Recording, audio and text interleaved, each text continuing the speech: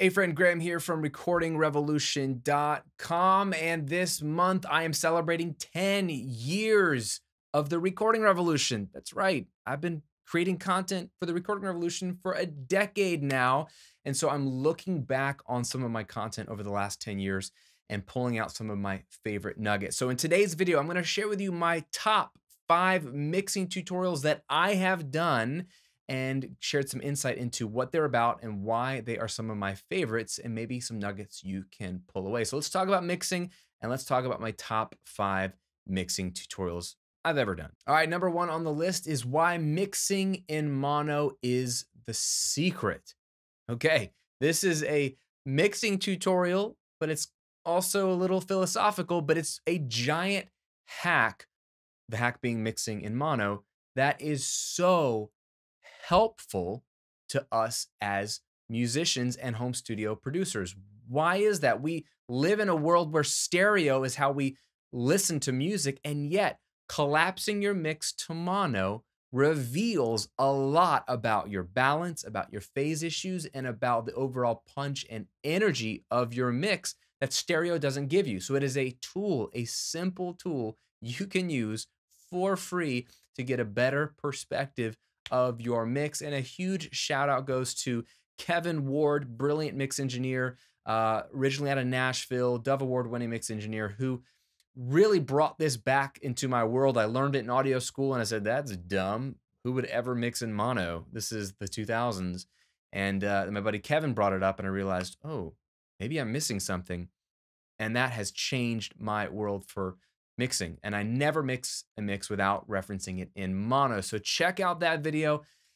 It's one of my top 5 because it's one of the easiest things you can do to enhance your mixes without doing anything. It just makes you make better EQ, compression, and level decisions. Number 2 top 5 mixing videos I've ever done is the low end mix trick.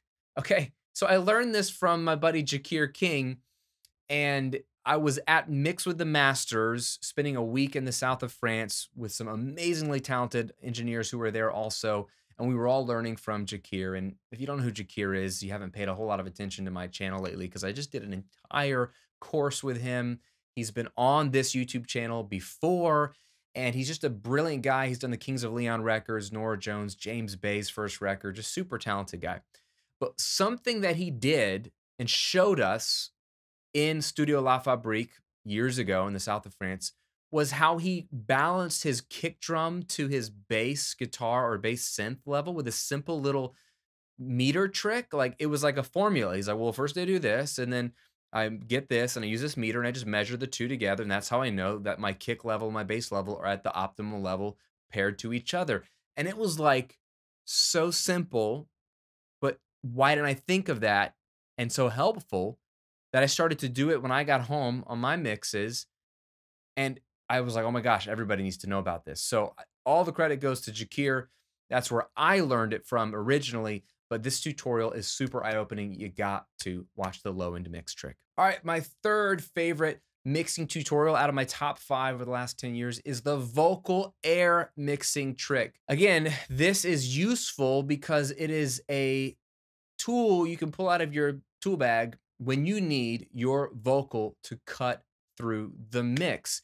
And it involves parallel processing, and specifically saturation, harmonic exciters, and heavy compression on a duplicate of your lead vocal. This is how, one way how you can get that very airy, clear, upfront pop, rock, country vocal, yet not sound overly hyped and unnatural. It's a beautiful technique. You got to watch it in action. And the great thing is that you can do this, again, with any plugins. It can be any saturation plugin you have, any brand EQ or compression you have. It's just a matter of using parallel processing to enhance the lead vocal. What I like about this tutorial and this concept is that vocals are the most important piece of any piece of music, unless it's an instrumental, of course. And getting the vocal to cut through the mix is one of the biggest challenges. It could be a great sounding recording, but then you start to layer all the guitars and synths and strings and loops or whatever you got in your song, And all of a sudden, the vocal is having a hard time fighting all of that, which makes sense because all these other instruments are so loud and so sonically diverse and dense. And the vocal is this one little thing that has a little bit of mid range and a little bit of top end. And it doesn't sound huge. It doesn't come through. And so we're fighting for that to happen and we're turning it up and that's not enough. And we're slapping compression on it and we're doing that wrong. The vocal air mixing trick really helps. And conceptually, that's what I like about the video is that it explains the concept of how you can pull this off. But there's so much variety in terms of what it looks like, how much or how little you use it. It's just giving you, again, a little tool to then whip out and enhance your lead vocal. So that's the vocal air mixing trick tutorial. Now, number 4 on my top 5 mixing tutorial list of mixing tutorials that I've done over the last 10 years is my LCR panning video that I did in, I think, the original 5 minutes to a better mix mini series. Now, 5 minutes to a better mix, if you don't know what that is, you got to go watch it. I did 31 mix tips in 31 days straight. And then everyone wanted more, so I did it again for a second round. And then I did it again for a third round. So there is 93 mix tip videos in those 3 playlists alone that you can just dive into if you want to get a bunch of mix ideas or mix techniques or concepts or tricks. But within the original 5 minutes to a better mix series, which takes me way back like 8 years ago, one of the tips I shared was LCR panning, which stands for left, center, right. And it was the way you used to have to pan back when stereo was invented. You had up the middle channel, a hard left, and a hard right. There was no sweeping pan. In certain consoles, it literally was just a switch. You flipped. It wasn't a nice rotating pan pot. And the reason that's relevant is that when I listen to a lot of mixes, I hear and see a lot of people doing the whole rainbow pan. Like one thing is at 78 to the left, and one's at 72, and one's at 47, and they just space it all out. And to me, when I listen to a mix like that, it all sounds crowded. If you want your mix to sound wide and huge, then pay attention to the way modern mixes are mixed. You'll notice LCR panning on 80 to 90% of these mixes. You'll notice that a lot of the tracks are up the middle. Kick, bass, snare, lead vocal, maybe a lead instrument. But then just about everything else is not here. It's all on the hard sides. One guitar here, a piano here, synth here, keyboard here. And the reason they do this, the reason the pros do this is because you get the greatest amount of separation because there's the greatest gap between the hard right and the center and the hard left. So it's not a trick as much as it's a panning strategy that is so helpful if you want wide sounding mixes. Now, when I explained this concept 8 years ago, I got a lot of hate mail. Now, you'd be surprised. I get a lot of hate mail for just wearing weird t-shirts. And by weird, I mean V-necks. Hey, I'm not even wearing a V-neck today, but it does kind of, it opens up a little bit.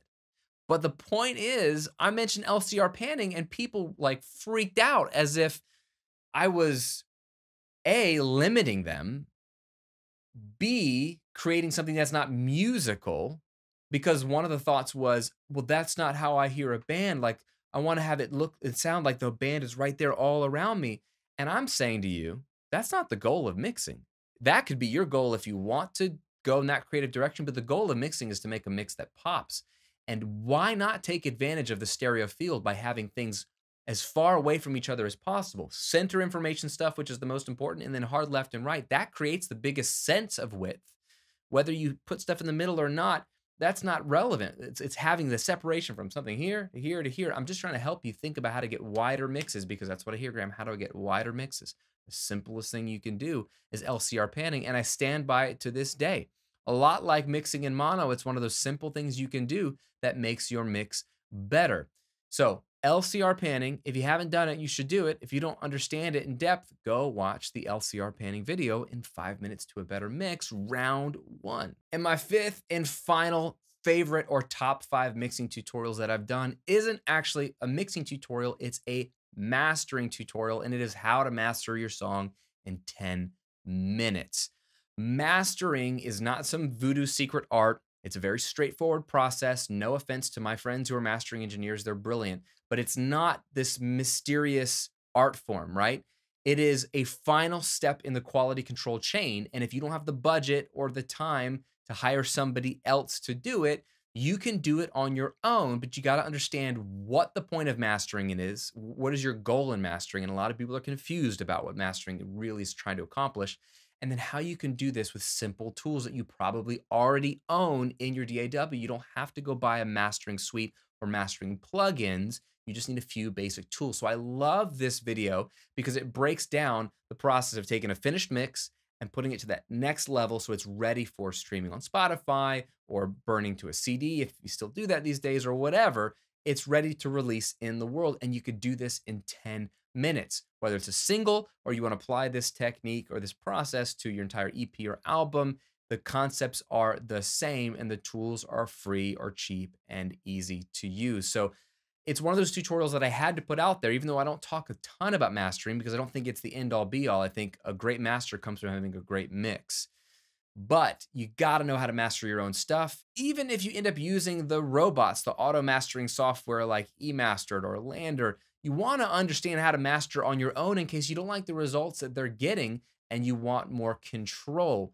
Everyone can learn how to do this, and you can do it in 10 minutes. Hence why I love this mixing tutorial. Now, sometimes people ask me, Graham, would you go back and change anything you've said in any of your videos? Or have you changed in sort of your views on certain techniques or things? And I'm sure there are things that I've evolved on and changed on over the years, but with these top 5 that I shared with you, there's nothing I would change. That's one reason why I picked them is they're timeless. And just so you know, I've been doing this for 10 years. Every video I put out, I try to make it as timeless as possible because I'm big into what are the principles that will work on any DAW with any plugin or live sound or on a console or in any studio. What are the concepts and the tricks and the tutorials and the ideas that will carry with me everywhere I go so that if we're all using virtual reality DAW software in the future, we still can understand the concepts behind how to make great sounding mixes. And these 5 are some of my favorites because they're built on these timeless truths and principles. So if you haven't watched any of those tutorials, go watch them. They're a lot of fun. Hopefully they'll be helpful to you. But before you go, I want to give you something. We are celebrating, again, 10 years of the recording revolution existing. And so I'm giving you 2 free things. I want to give you stuff because that's what I love to do. So 2 of the things I'm going to give you. One of them is I want to give you 2 free months access, a 2 free month trial to my exclusive online music community, Recording Revolution VIP. Now, if you don't know what VIP is, it's my online exclusive community of thousands of musicians just like you, helping each other out, getting feedback on their music, collaborating, and getting the encouragement and accountability they need to help their music succeed.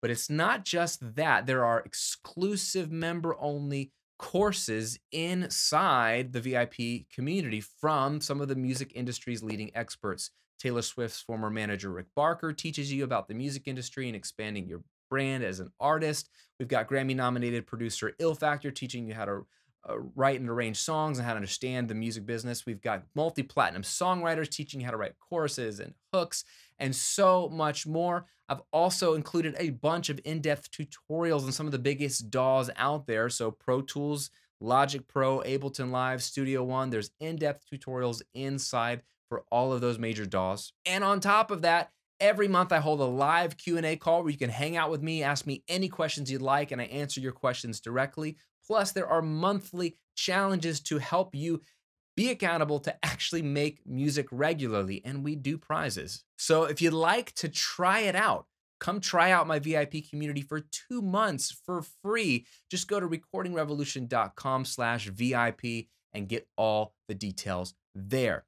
Now, the second thing I'm giving away is $500 to spend on gear to build your home studio to 10 lucky people.